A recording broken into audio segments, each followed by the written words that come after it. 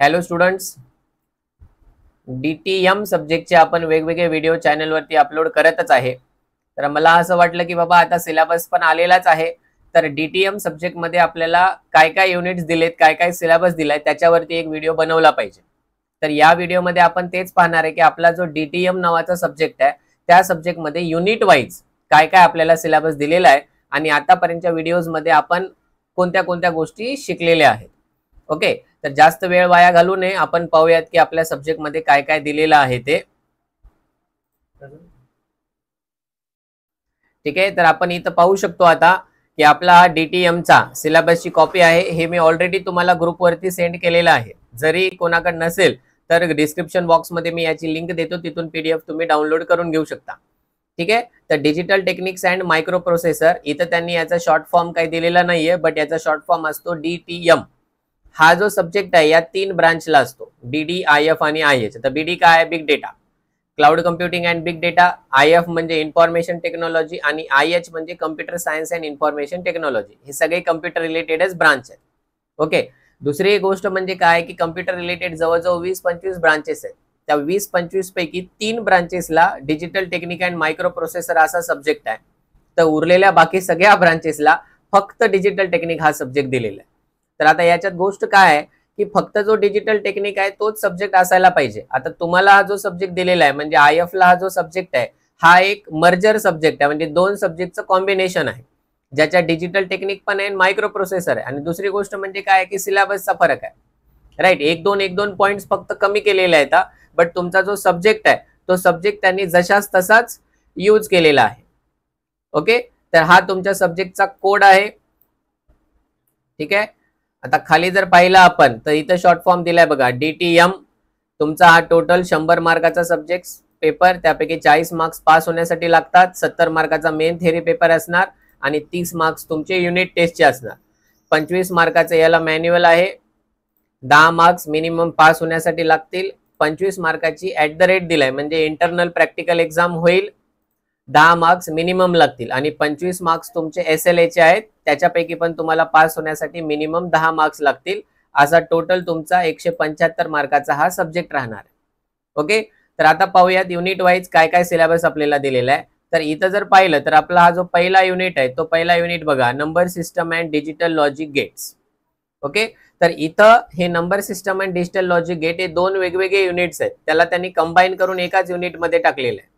Okay, जर आपण पाहिलं ग्रुपवर मी एक मेडिकल इलेक्ट्रॉनिक्सच्या सिलेबसचा पण व्हिडिओ टाकलेला आहे, ज्याच्यामध्ये DTE सब्जेक्टचा सिलेबस टाकलाय. तो व्हिडिओ पहा. त्या व्हिडिओमध्ये जर तुम्ही पाहिलं तर हे नंबर सिस्टमचा वेगळाच युनिट दिसतो आणि डिजिटल लॉजिक गेटचा वगैरे वेगळा युनिट दिसतो. ओके, सिलेबस मधले कंटेंट दोघांचे सारखेच आहेत, फरक आहे फक्त तो तुमच्या चॅप्टर्सला कंबाईन करण्यामध्ये. त्यांना सगळे चॅप्टर सेपरेट दिलेत कारण त्यांना मायक्रो प्रोसेसर नाहीये. तुम्हाला म्हणजे IF ला त्यांनी चॅप्टर्सला कंबाईन केलेलं आहे. सिलेबस मध्ये 1-2 पॉइंट्स कमी जास्त केले, जास्त काही नाही. ओके, तर आतापर्यंतच्या व्हिडिओज मध्ये आपण हा पॉइंट शिकलेला आहे बघा, टर्म्स. या टर्म्स मध्ये काय काय शिकलं आपण? बिट, बाईट, निबल, वर्ड या सगळ्या गोष्टी शिकल्यात. इम्पॉर्टंट डेफिनेशन नावाने व्हिडिओ आहे. त्यानंतर आपण नंबर सिस्टम शिकत आहे, त्याच्यात हे 4 नंबर सिस्टम आपण शिकल्यात. आणि आता आपलं चालू आहे म्हणजे conversion from one number system to another number system. हे सगळं आपलं शिकणं चालूच आहे. ठीक आहे, म्हणजे अप्रॉक्सिमेटली आपण एक अर्धा चॅप्टरच्या आसपास शिकलेला आहे. ठीक आहे, पुढे आणखी बऱ्याच गोष्टी आपल्याला इथे शिकायच्या आहेत. आता हा जो पॉइंट आहे ना तुमचा बेसिक लॉजिक गेट, हा तुमच्या सिलेबसचा मोस्ट इम्पॉर्टंट पॉइंट आहे. हा पॉइंट तुम्ही शिकलात त्यानंतरच तुम्हाला याच्या पुढे जो काही सिलेबस दिलेला आहे तो येतो. जोपर्यंत तुम्हाला लॉजिक गेट असे तोंडपाठ होणार नाही, जर मी तुम्हाला म्हणलं की 1 पासून 10 पर्यंत मला 1-2 म्हणून दाखवा किंवा लिहून दाखवा, तर ते जेवढं फ्लुएंटली तुम्ही लिहू शकता, सांगू शकता, तेवढ्याच फ्लुएंटली तुम्हाला हे लॉजिक गेट्स पण आले पाहिजे. जोपर्यंत तुम्हाला लॉजिक गेट्स मध्ये कन्फ्युजन राहील, डाऊट्स राहील, तोपर्यंत तुम्ही पुढचे काही यातले जे पुढचे पॉइंट्स आहेत हे पॉइंट्स तुम्हाला प्रॉपरली समजणार नाही. समजणार नाहीत काय? समजणारच नाहीत बिलकुल. ओके, तर लॉजिक गेट, आणि लॉजिक गेट अवघड असतो वगैरे काही नाही, खूप सिंपल लॉजिक गेट आहे. फक्त ज्या पद्धतीने शिकवेल, ज्या पद्धतीने सांगेल ते प्रॉपरली नीट लक्षात ठेवून घ्यायचं. ओके, त्यानंतर सेकंड जो युनिट आहे तुमचा तो आहे तुमचा combinational and sequential logic circuits. Okay, हा वाला युनिट. आता हे पण त्यांना 2 सेपरेट चॅप्टर त्यांनी दिलेले आहेत. एक कॉम्बिनेशनल त्यांचा 3rd युनिट आहे आणि सिक्वेन्शियल जो आहे तो त्यांचा 4th युनिट असतो. ठीक आहे, यानंतर जर पाहिलं आपण आता हे कॉम्बिनेशनल आणि सिक्वेन्शियल काय राहतात, तर डिजिटल इलेक्ट्रॉनिक्स मध्ये दोन प्रकारचे सर्किट्स राहतात. एक असतो तुमचा कॉम्बिनेशनल लॉजिक सर्किट, दुसरा असतो सिक्वेन्शियल. तर कॉम्बिनेशनल लॉजिक सर्किट म्हणजे काय, ज्याच्यामध्ये मेमरीचा यूज होत नाही त्याला कॉम्बिनेशनल म्हणतात. आता फक्त डेफिनेशन मी तुम्हाला समजाय पुरतीच डेफिनेशन सांगतोय, हे कम्प्लीट नाहीये, हे फक्त तुम्हाला समजाव तेवढ्यासाठी सांगतोय. एक फ्रंट लाईन समजा, फर्स्ट लाईन जी काय असेल त्याची. सिक्वेन्शियल मध्ये आपण मेमरीचा यूज करत असतो. का करतो, का करत नाही, कशामुळे करतात, कसं करतात, ते सगळं आपण डिटेलमध्ये पुढे पाहूयातच. त्यानंतर जो तुमचा थर्ड युनिट दिला इथं, तो थर्ड युनिट त्यांनी दिलेला आहे 16 बिट मायक्रो प्रोसेसर. बघा इथं तुमचा सब्जेक्ट आता चेंज झाला. पहिले 2 युनिट मध्ये डिजिटल टेक्निक आहे, तर तिसऱ्या युनिट पासून तुम्हाला शिकायचं आहे मायक्रो प्रोसेसर, हा शिकायचा आहे, राईट.